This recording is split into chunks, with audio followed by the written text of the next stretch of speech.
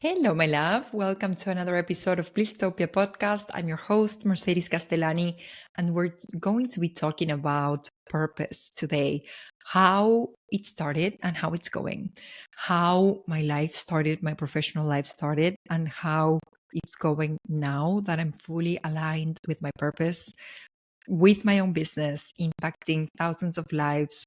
And I cannot wait to share all of this with you. When I decided to record this episode, I started to think about this phrase that I really love from Confucius that says, "We have two lives, and the second begins when we realize we only have one." So let that sink in.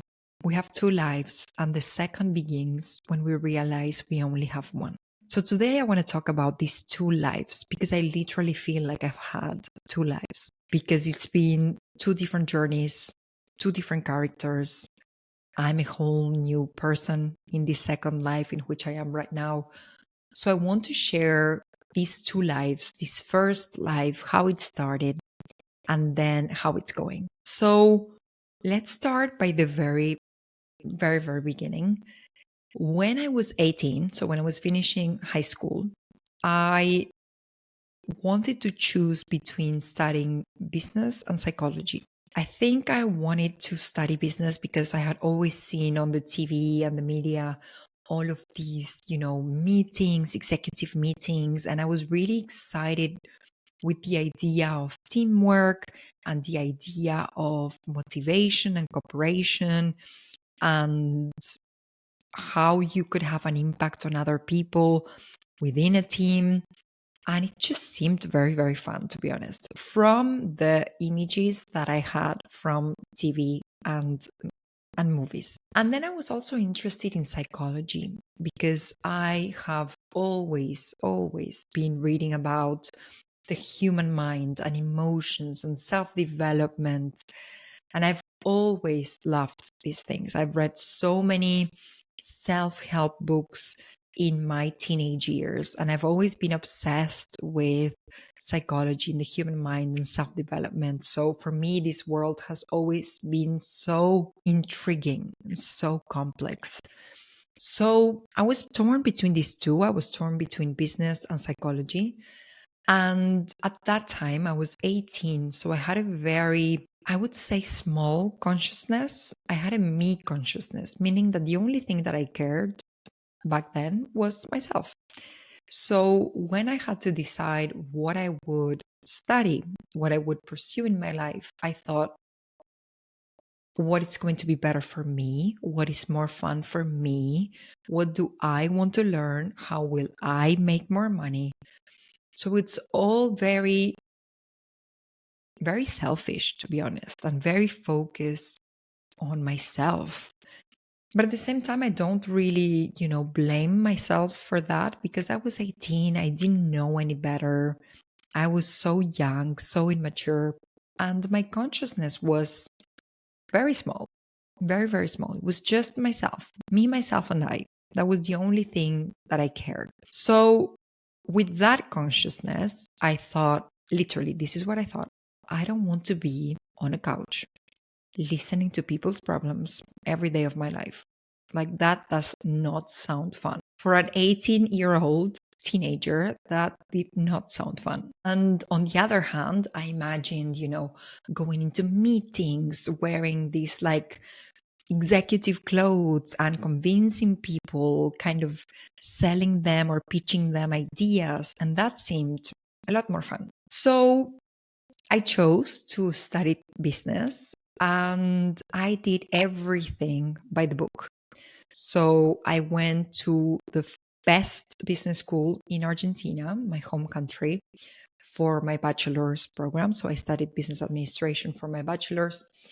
Then I went to the top 3 business school in France. That's where I did my master's. And in that master's, I decided to start directing my career towards marketing. So within business, I decided to go more towards marketing because marketing was the bit of business that had the most psychology and the most art, which I also love, and the most creativity. So that was the way that I found to still be in contact with psychology, still be in contact with art and other things that I loved, but through business. So I took all of the consumer marketing, psychology of the consumer, all the branding courses, all of the things that were really, really soft and would allow me to be as much as possible in contact with psychology, with art, with creativity.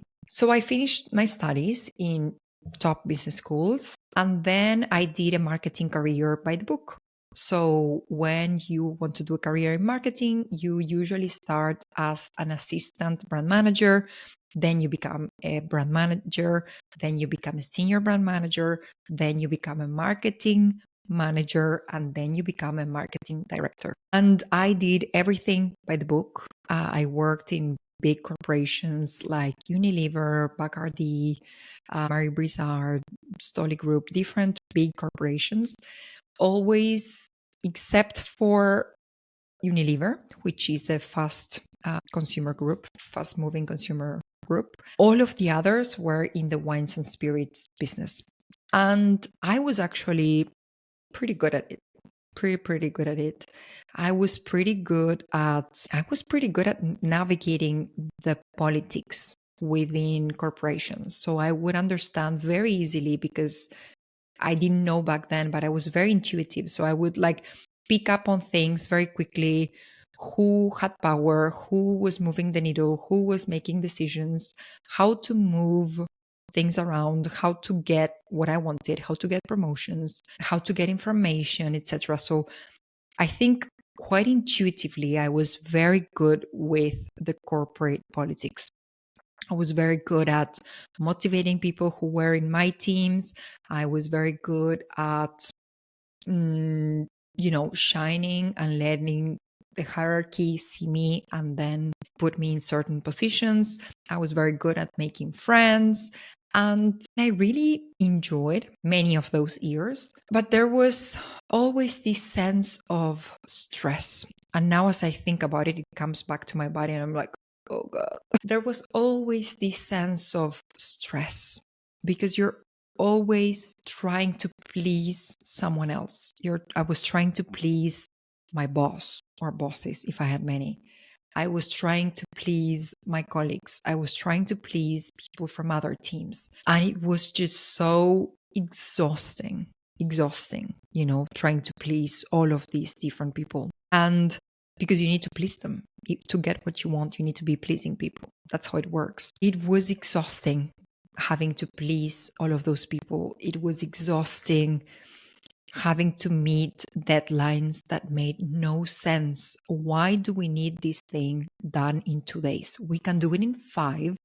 We can breathe. We can work normal hours.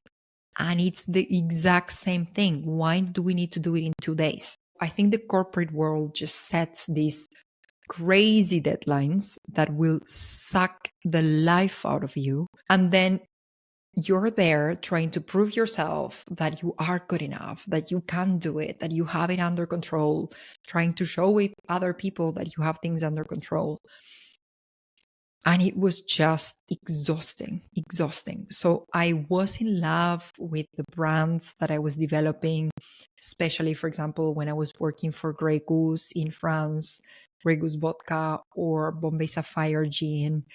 I was in love with these brands and I really wanted to see them all over the place. And we did such cool events and we had great budgets. And it was really fun, to be honest. So sometimes the fun bit would be stronger than the stressful bit, but sometimes the stressful bit was stronger than the fun bits, and you would just have to shut up and continue. But the truth is that I am a very good marketeer. I just pick things up. I have a very good eye for beauty. That's my Libra part. And I was just very good at politics, to be honest. And I managed to get the marketing director role when I turned 32 years old, which is crazy because normally in a global corporation, you get a marketing director role in your late 30s, normally in your 40s. Some people get it on their late 30s, and some people even get it in their early 50s. So I got it in my early 30s, when people are getting these between their 38 to 52, 53 years old. So I did a really fast track into what I wanted, because when you're in the marketing world, the holy grail is to become a marketing director. So I was like, okay, what do I need to do? Top business schools, done, with top grades, as you can imagine. And then, okay, what do I need to do now? Which are the steps? Boom, boom, boom, boom, boom. Okay, marketing director. I had an amazing salary, a 6-figure salary, living in Spain. So my life was so comfortable, very, very abundant. But I think deep down, I just always had an issue with marketing.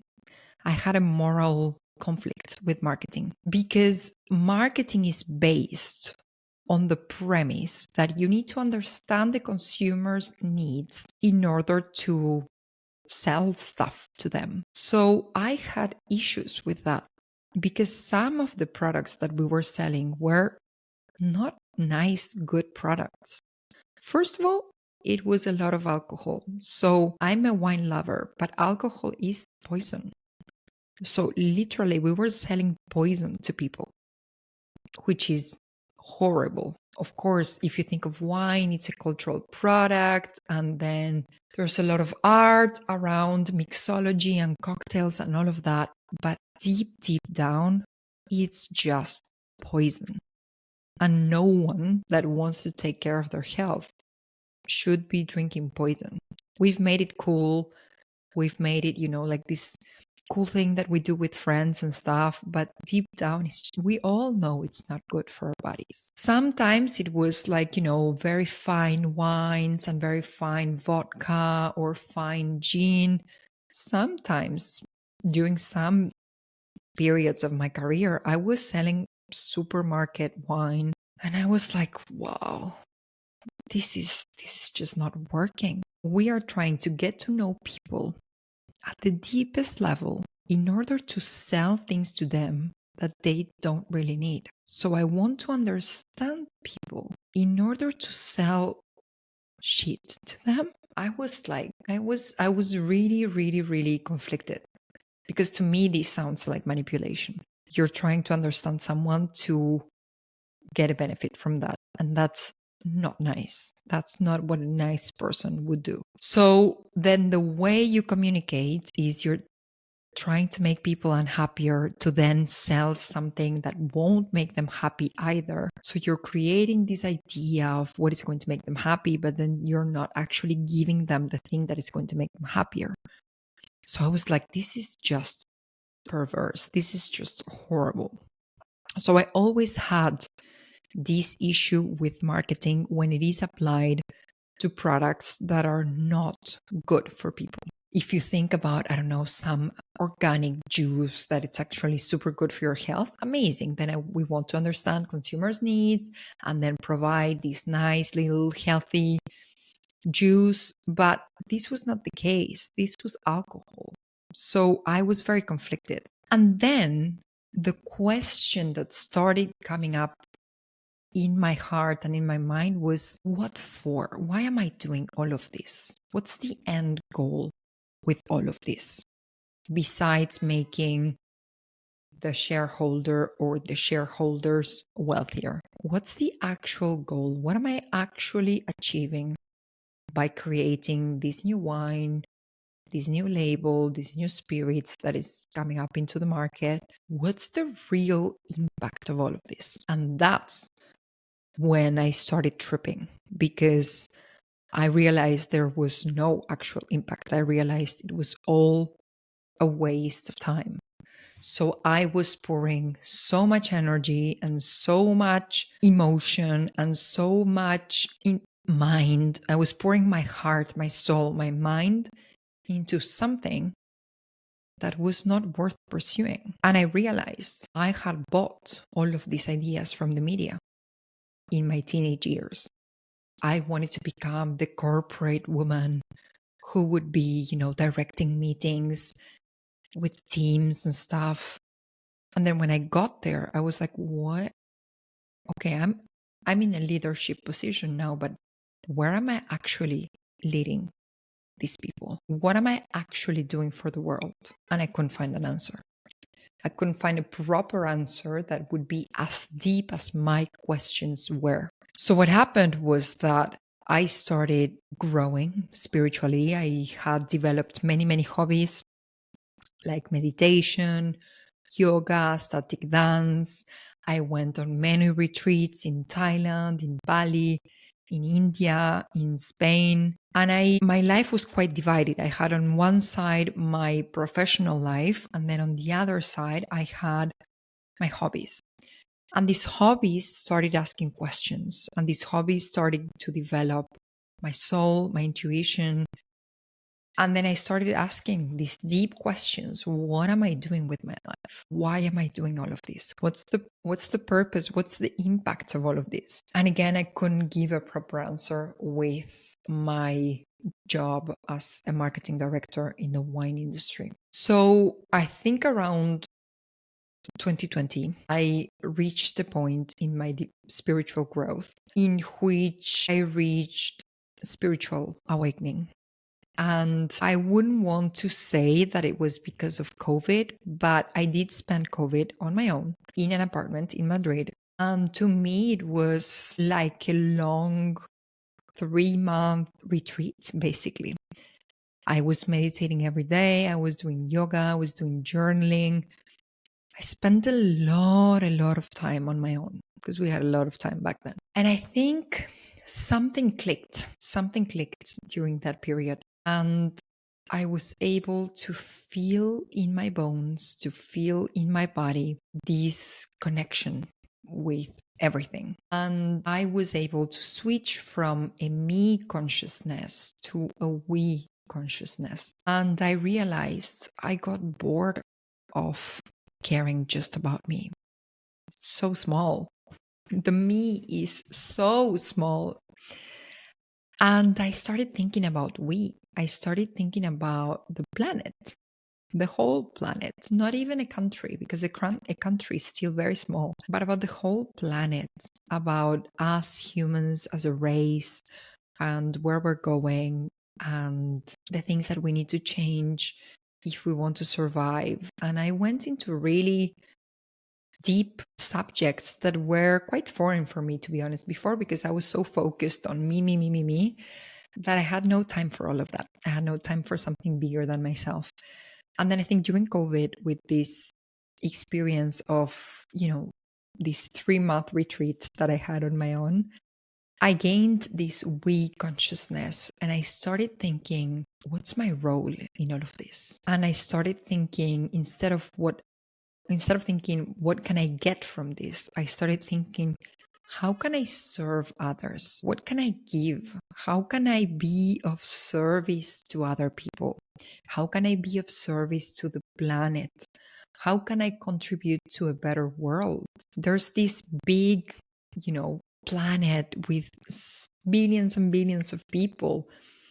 And I'm here, one of them. What's my role in all of this? After that, it was not in 2020, but a couple of years after that, things started to click. I had an idea of calling my business Blisstopia. I had the idea of Blisstopia, which is, as you know, this vision for the world in which every human being is happy, aligned with their purpose, abundant, vibrating at a super high frequency. I decided, you know what? My contribution is to create Blisstopia. My contribution is to have more people who are happier, more people who are abundant, more people who are aligned with their purpose, more people who can express their creativity and create a better world. Maybe this is the Libra in me, but I do see that vision. It's in my heart, it's in my mind, and I do believe that it is possible. And I do believe that it's not this crazy thing that it's out there. It's just so simple. It's just so simple to get there. And first you feel Blisstopia, inside of you, and you feel happy, you are aligned, you feel abundant. But then when you, for example, if you can feel Blisstopia inside of your heart, you can feel happy, abundant, creative, aligned with your purpose, laughing, vibrating at a high frequency. Of course, you're going to have an impact on your friends, on your partner if you have one, on your family, on your colleagues, on your team.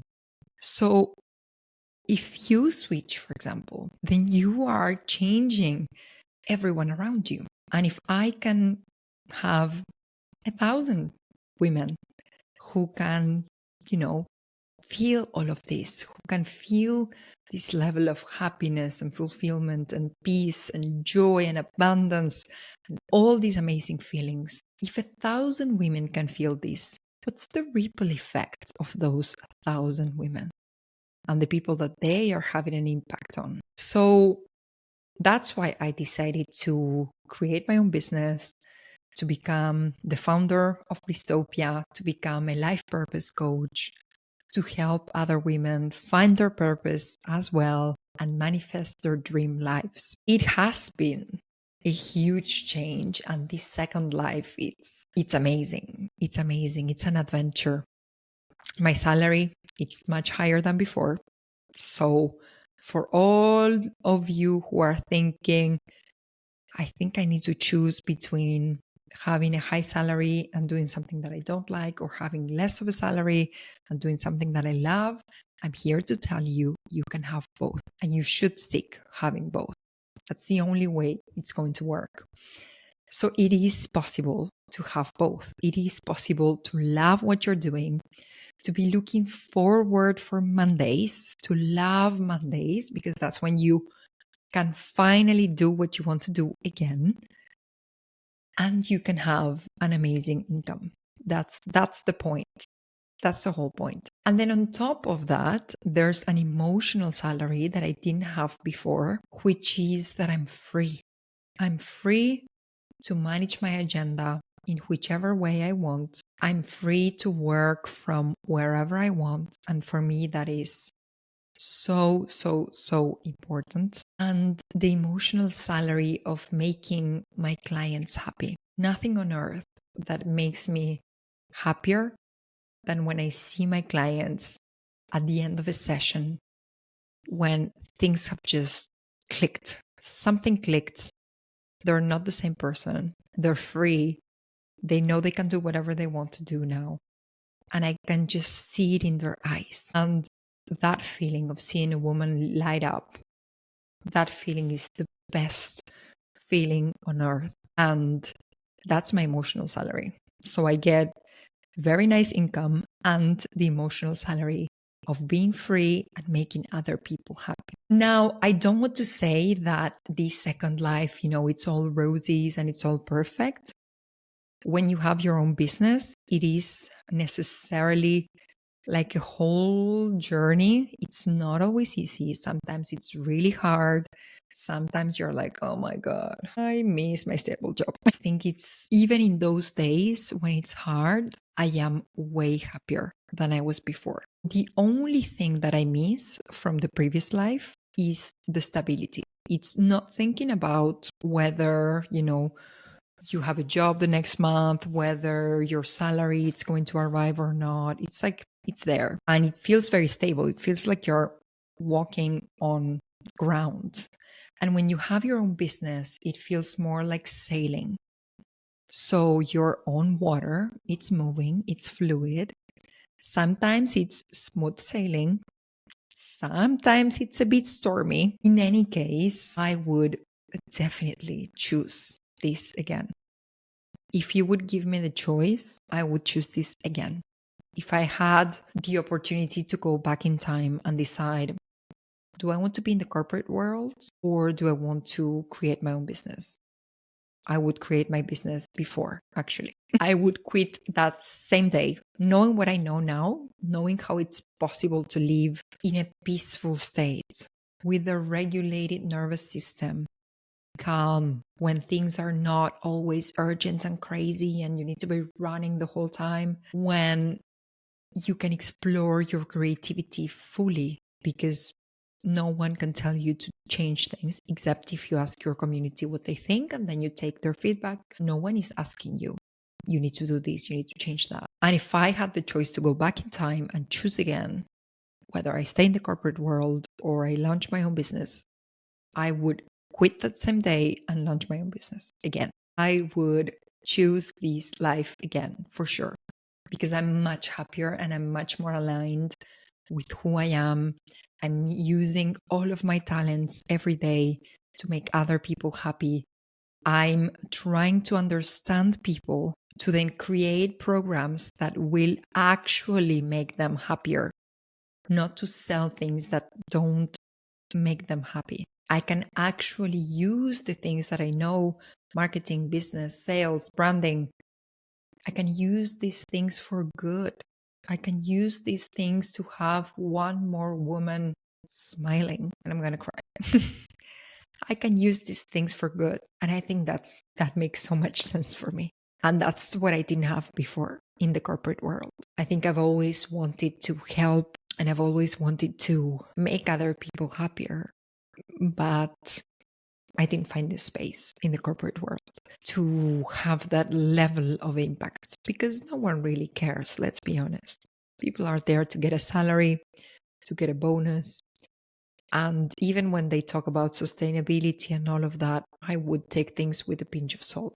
They're talking about sustainability because it's on trend now, but it's not because they're fully committed to the vision of creating a better world. And I want to spend my days actually creating a better world, actually making people happier. And that's what I have now. That's what I have now, making people happy every day, multiple times a day with each session.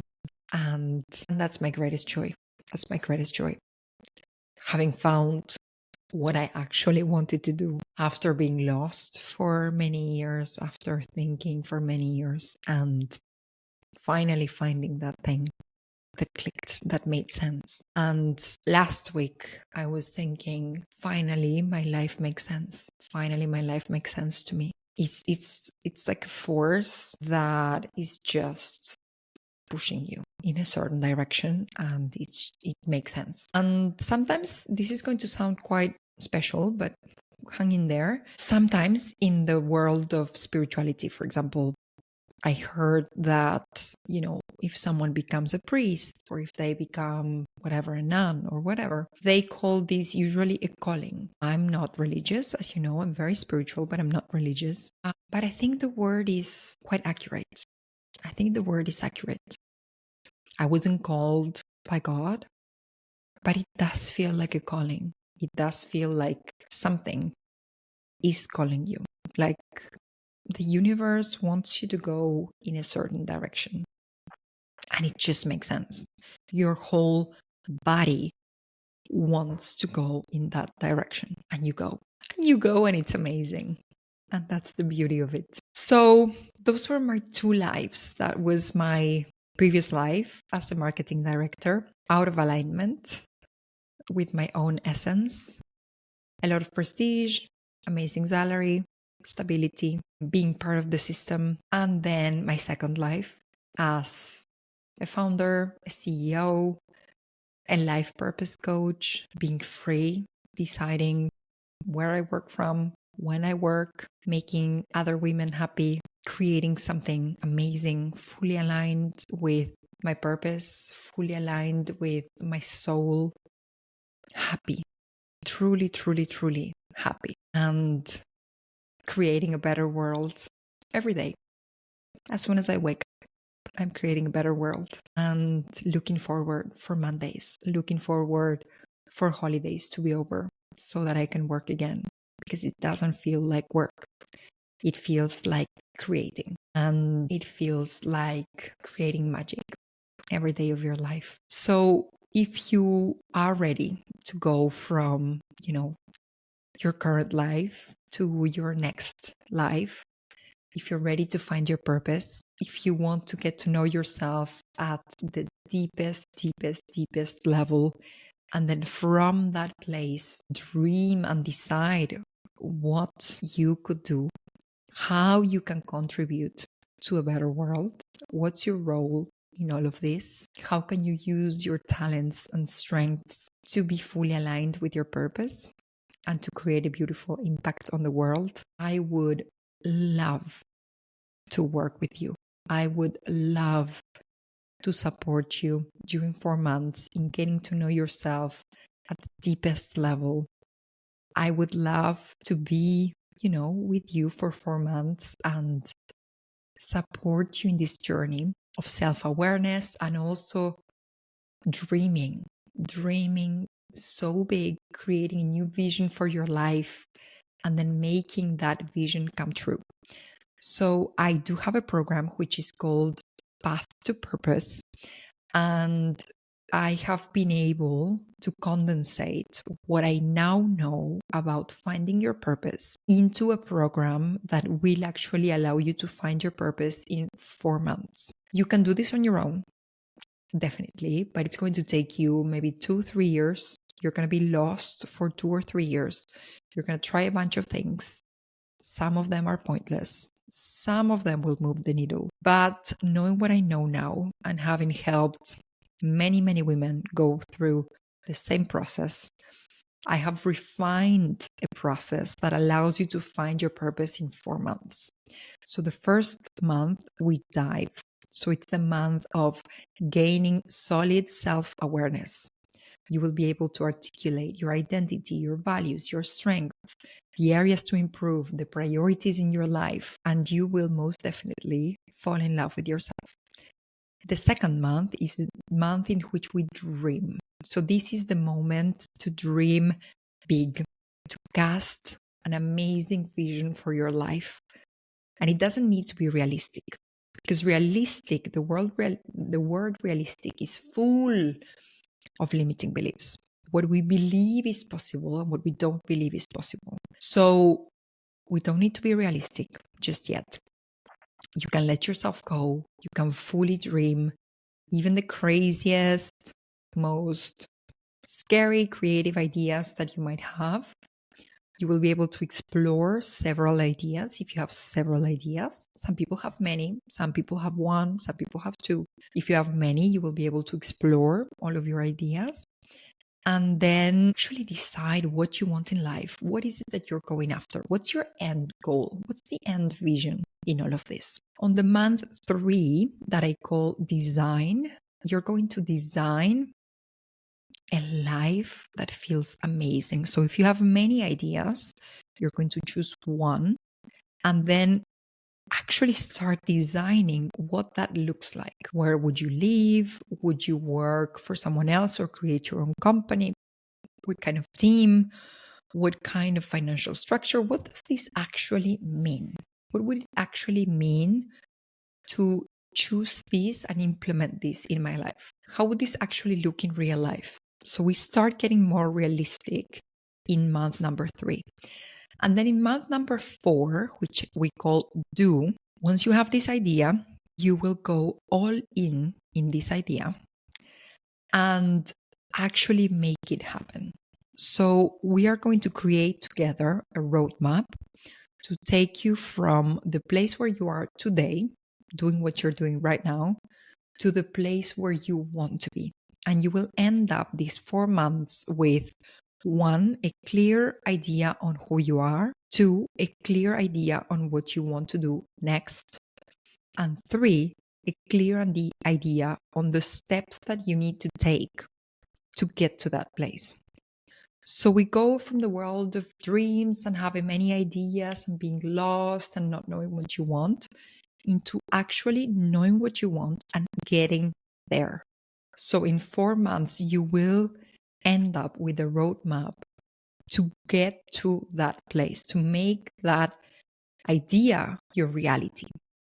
So the program is called Path to Purpose, you will find the link in the show notes with all of the information in my new beautiful website that I'm so excited to share with you. So go check out the website, go check out all of the information on the Path to Purpose program. If you're ready to jump, see you inside. Let's do this. And if you still have some questions on whether this is for you or not, super simple, no worries. Just book a free call with me. I call this discovery calls. So just book a free discovery call with me. We will get to know one another. We will discuss. You can share your ideas with me. I will share what I think about, your situation, your ideas, and then we can both decide, you and I, if we are a good fit for one another. You can decide if I'm the right coach for you, and I can decide if you're the right client for me, because it has to be both ways. There needs to be a match.